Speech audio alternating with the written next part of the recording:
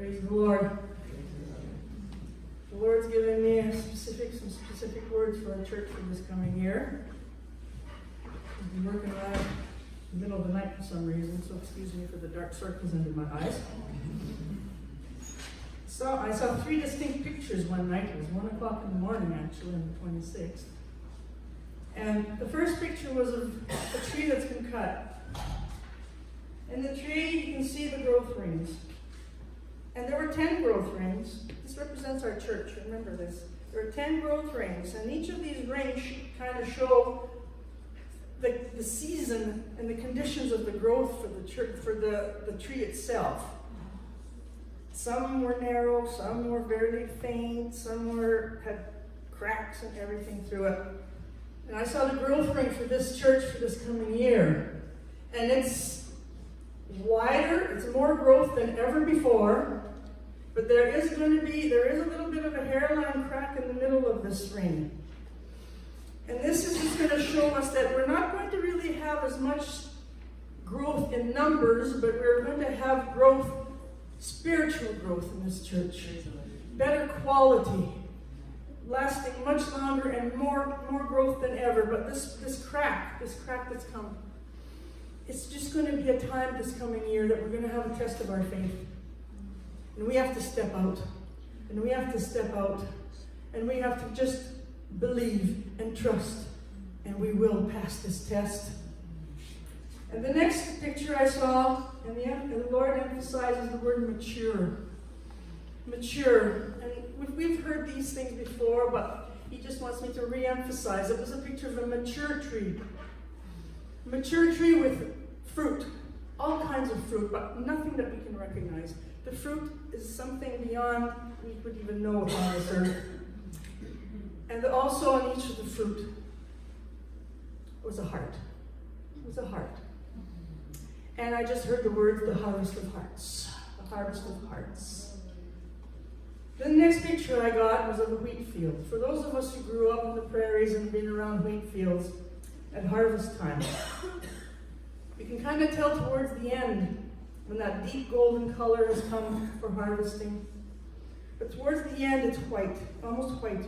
When the wind blows, you can almost see the white and the fields and the little bit of gold. And the words came to me, the fields are as white as snow. And then, following words the Lord has given me, specific. He says, do you really think Caramias Community Church is here by chance? Do you really think Caramias Community Church just happened to be here? He says, no, I have positioned you here. I have positioned you here in this village. I have positioned you here in this valley. I have positioned you here to bring in the harvest. I have positioned you here to feed my hungry. I have positioned you here to feed the thirsty. I have positioned you here to open up the eyes of the blind and to open up the ears of the deaf. And He says, continue to follow my instruction. Continue to follow my instruction and wait and see what I will do with you and amongst you and through you. And He says, this is a year of 2020 vision for us. It's not 2020 vision eyesight. It's 2020 vision insight. Insight, spiritual insight. And then He brought me to a scripture. Final thing, He brought me to a scripture. It was in 2 Chronicles. And it's 14 to 16.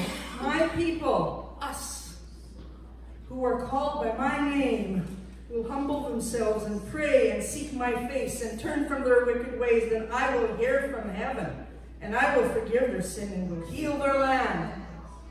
Now my eyes will be opened and my ears attentive to the prayers offered in this place. I have chosen and consecrated this temple so that my name may be there forever. My eyes and my heart will always be there. Here. Hallelujah.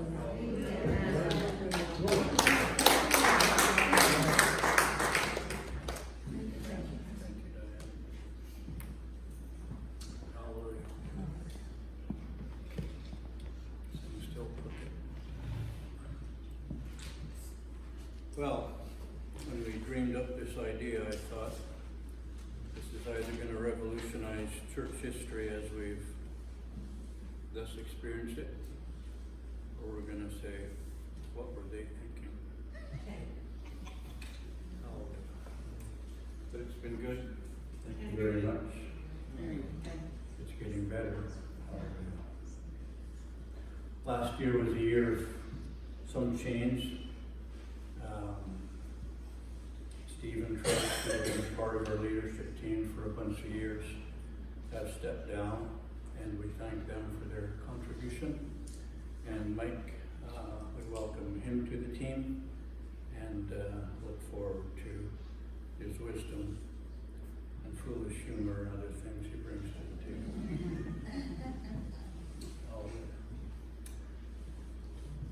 We've heard much. There's a saying that says the mind can't absorb more than the seat can endure.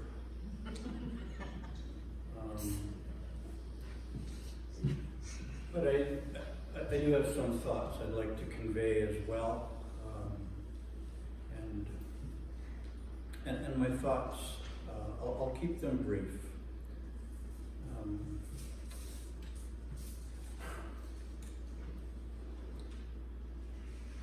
I'm the kind of a person, when I worked in construction, primarily renovation, so it wasn't just new construction. I didn't enjoy that, but I did enjoy doing renos. My motto was this: if the job's not done perfect, the job's not done. Perfect is different from one person to another, but that was my personal take. And that ism follows me wherever I go, and it touches everything I do. And these are the eyes I look through, and I cannot escape it. So, in the last however many years it is now, 17, 18 years, 19, I'm not really sure, 17, 18 maybe, that I've been pastor of this church. I've looked through these eyes all the time, the only eyes I have. The job's not done right, the job's not done, period. And we will fix it. And we will. It doesn't matter if pulpit's not perfect, chairs are not perfect, sermons are not perfect, this ain't perfect. All right, so I got a problem, or I don't. These are the eyes I look through. So as pastor of this church, I'm not satisfied with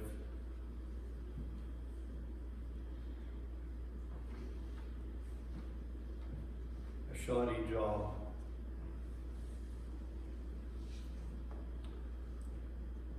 I'm not satisfied with, there's lots of words I could use that are not appropriate for a Sunday morning sermon service. And I don't use lousy language. I abhor words that come so easy to Christians. But there are words I could use which would be very acceptable. I choose not to. I'm just not into doing a lousy job, and I don't try to be this way. These are the eyes I look through. If it ain't done perfect, it ain't done. So if we would try to evaluate success, what is success? What is success? And if we are not in this game for success, I quit. I absolutely quit. I'll go start another church somewhere else. If a business person is in business just to break even, quit your foolish business, go join a company that's profitable and work there. It's just that simple. In business, we're not there to break even. In church, we're not there to break even. If we're not earning a profit, and I'm not talking money, hopefully you're not That's shallow.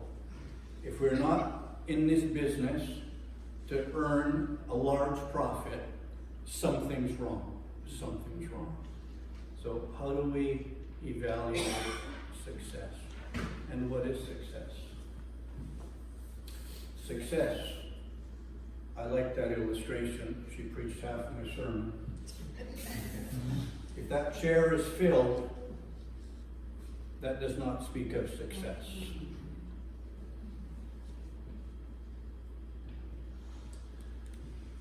We live in a culture that is in dire, dire trouble. Our culture, to liken it unto a swamp, would be a good analogy. A bad swamp. Our culture, and this is what we are against as a church. I'm not, and as has been said this morning, this is not who we are, is what I'm about to describe. This is what we're up against. We live in a culture that is me-orientated. Our values are determined by what we feel. A baby is born with one of these and missing one of those, and oh, it's one of them. Baby grows up, I don't want to be one of those, I want to be one of them. I just feel I'm not one of those, I just feel I want to be one of them. You don't know what I mean? Ask your mother. When it comes to voting politically, I feel I'll vote for that party.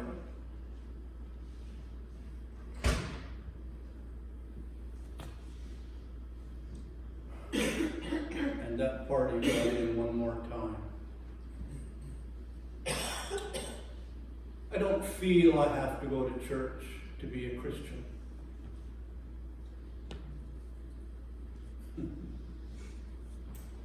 I don't feel I have to go to church to be a Christian.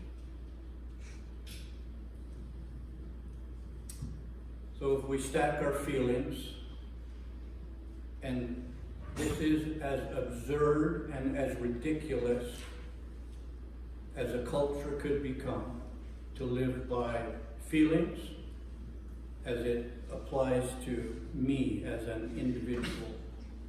We no longer have a sense of right and wrong. Right and wrong is determined by how you feel. That's what our culture lives by today. And when we look at that graphic in light of Scripture, which does not live by feelings, this lifts up a standard. We can see the task that stands before you and I as we embrace this year and this decade.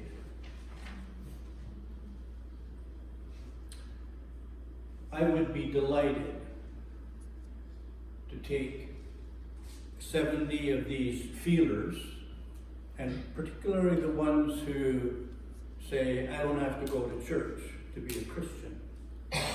And our community is full of them.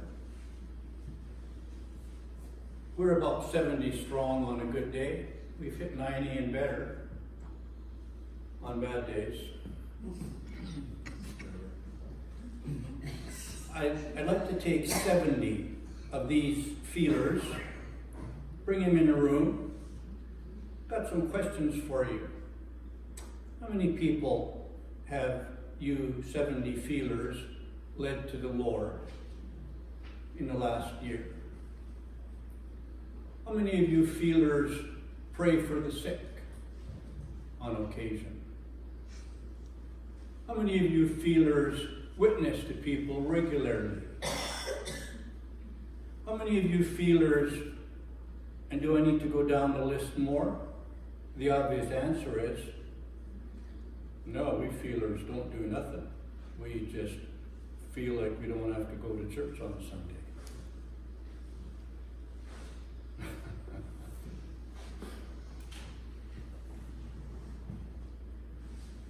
Whatever. It's my own thought. You don't have to take it if you don't want. I didn't get it off Google, so whatever. It probably doesn't carry much weight.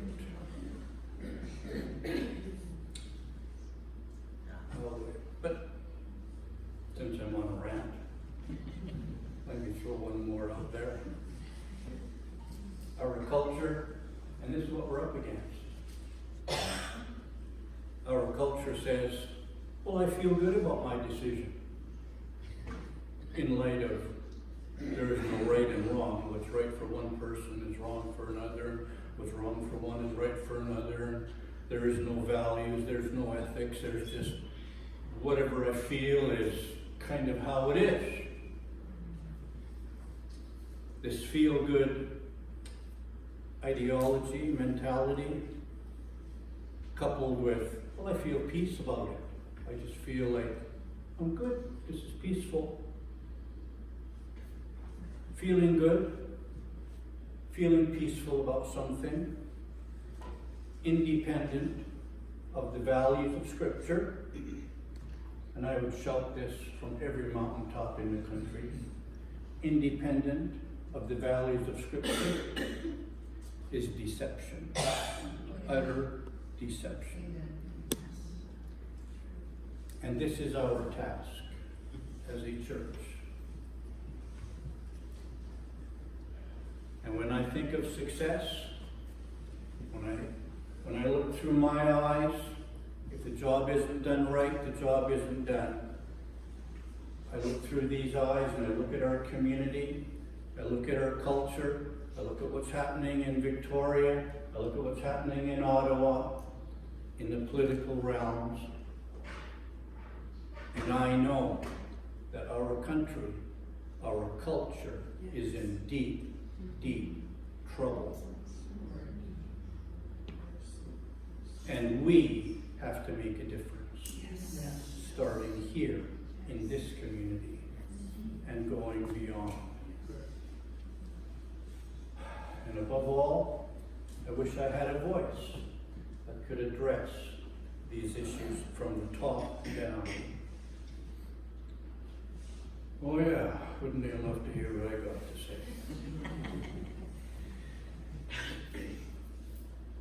Well, I just don't feel. I wonder how the martyrs felt. I wonder how those more recent martyrs, like we think of Stephen, the martyr in the Bible. Yeah, he was a martyr. He was one of the first. How about in this past year? The martyrs that went down through terrorists. Not just Islamic terrorists, but Hindu as well. I wonder how they feel.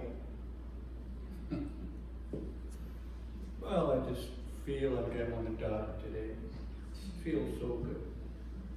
Stick another knife in my throat. Cut me a little deeper. It just feels so good. Anyway. So that's what we're up against. A culture that's in deep trouble. So how do we measure success? What is success? Seriously, what is success? Have you ever thought of it? What is success? And your answer may be different than mine, but I see success as a secondary product. Success is not step one. Success is always step two. You do something, success follows. Success is a byproduct. Success follows doing.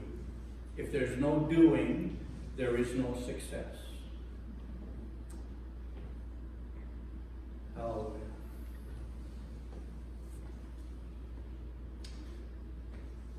when we take on an assignment bigger than ourselves, it requires faith. If there is no faith in our assignment, it's small. Kind of like getting up in the morning, making coffee, drinking it. Now, it could be a step of faith getting out of bed.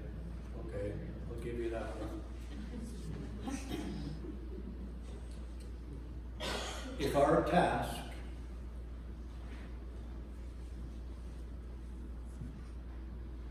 and our example is not only Jesus, but he gave it a fair shot, and he is a good example by his lifestyle.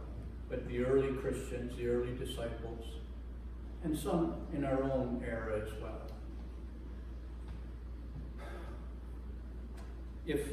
If our task is not bigger than ourselves, come on.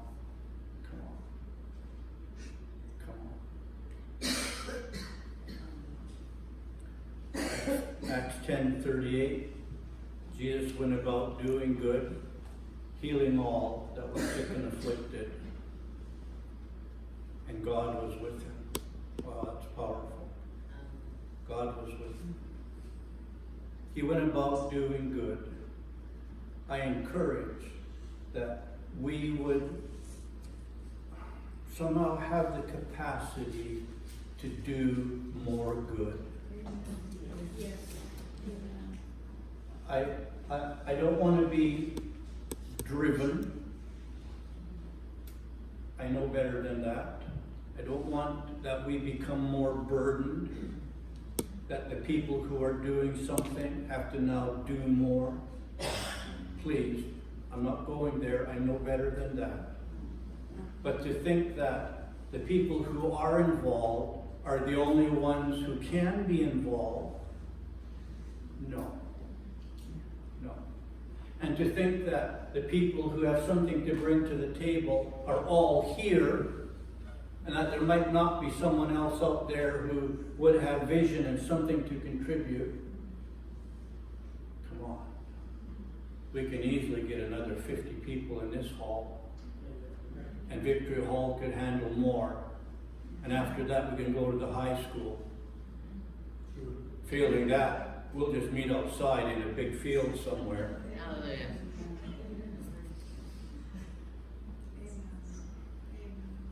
To dream dreams. To be willing to get out of the chair. To step up and say, I have a dream. I have a dream. I have a vision to rescue the youth of this community. I have a dream how to bless the old folks in our homes here, our care facilities, and those who are on their way there, who are lonely. I have a dream. Have we exhausted? We do lots. We absolutely do. We absolutely do.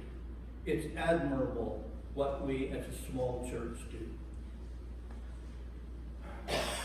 Is the potential for doing good in this town exhausted? No. Please.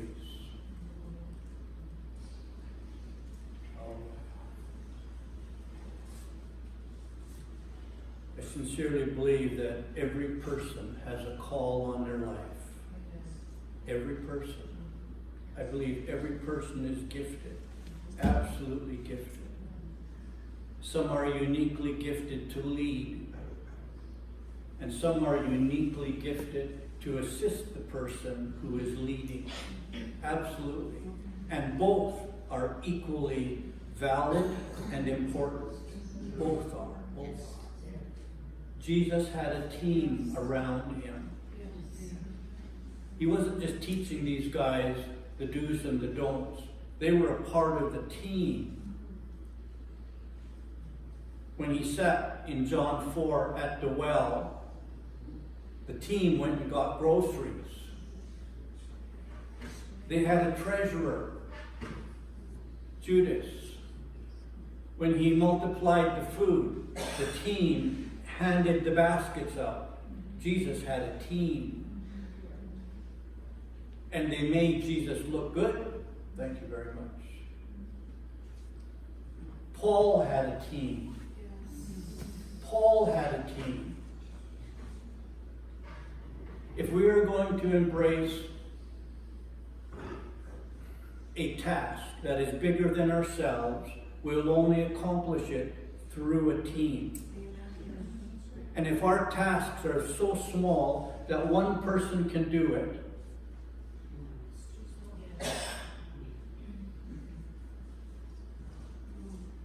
we need larger tasks. We need larger teams. We need more tasks. We need more teams. We need more leaders in specific areas. Yes. And then more team members to gather around them and push that vision forward.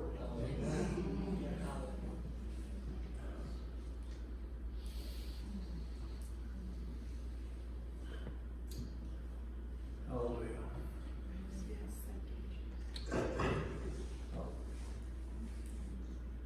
You know, I honestly wonder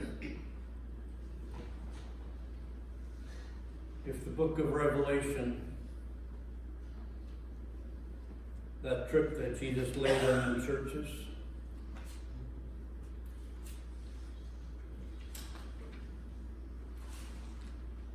if he came to our church,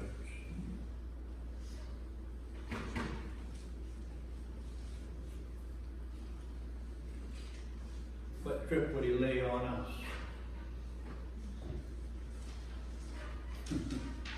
I honestly believe that Jesus knows our church very well. Yes. I somehow believe that. Yeah. I somehow believe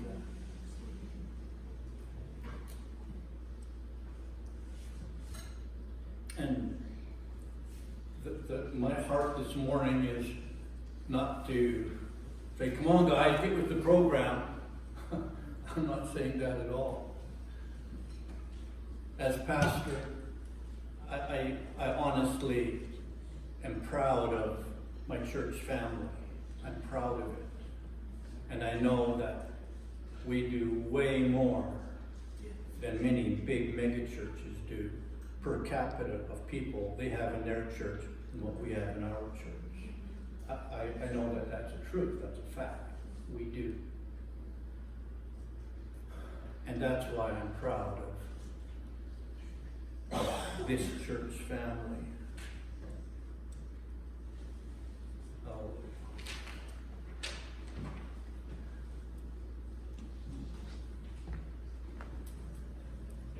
I honestly believe that if a church is doing its job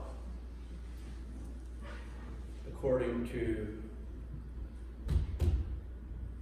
the manual, that church will have an effect on their community. Yes.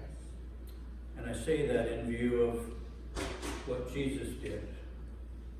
In just one chapter, in Luke chapter 4, there's 3 instances there of Jesus affecting the town or the surrounding countryside, which obviously would include villages, towns. In Luke 4, verse 14, the news of him went throughout the whole countryside. In verse 37, the news of him spread throughout the surrounding area.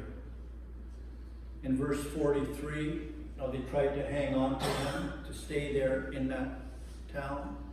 And he says, I must go to other towns as well. Wherever Jesus went, he infected and affected the entire town, the entire region. This is so important. And if a church is doing its job well, they will affect and infect their town. Yes.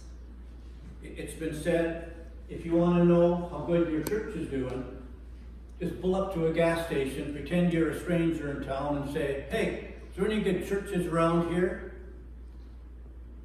And they can tell you at the gas station where to go to church. You know your church is doing well. Hallelujah. And I'm confident that we're doing well. We will affect our town and our region and parts of the world. I honestly believe that.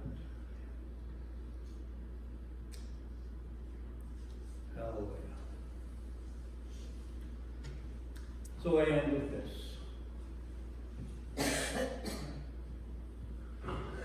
No, I'm not done yet.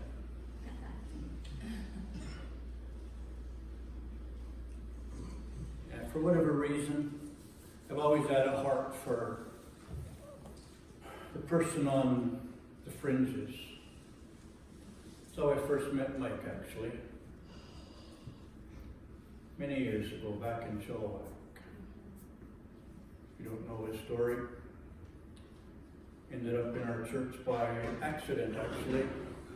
Went to the wrong church anyway. Spotted him in the back, as I always do. Watch people.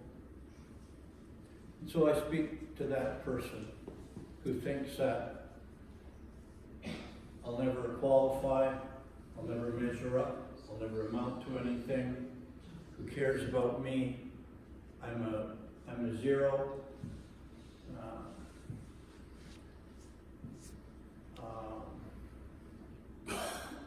If I was gone, nobody would miss me.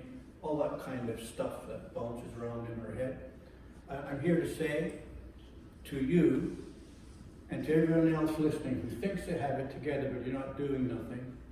Sorry, could be doing more. Not supposed to get on there. Anyway, what I'm trying to say is, I once was that person who was the zero. I was below zero. I was below zero. I did not do people. Hear me, I did not do people. I was below zero. I met Jesus October 23rd, 1973, on a Tuesday night. My life was changed. You can change. If you think that you are one of those people who is not measuring up, there is hope for you. There is tremendous hope. No one is exempt. No one is exempt. His love covers all. In conclusion of my message this morning, and thank you to all who have shared, it's been terrific. I would like a song played that typifies who I was back then in light of who I am today. Thank you very much.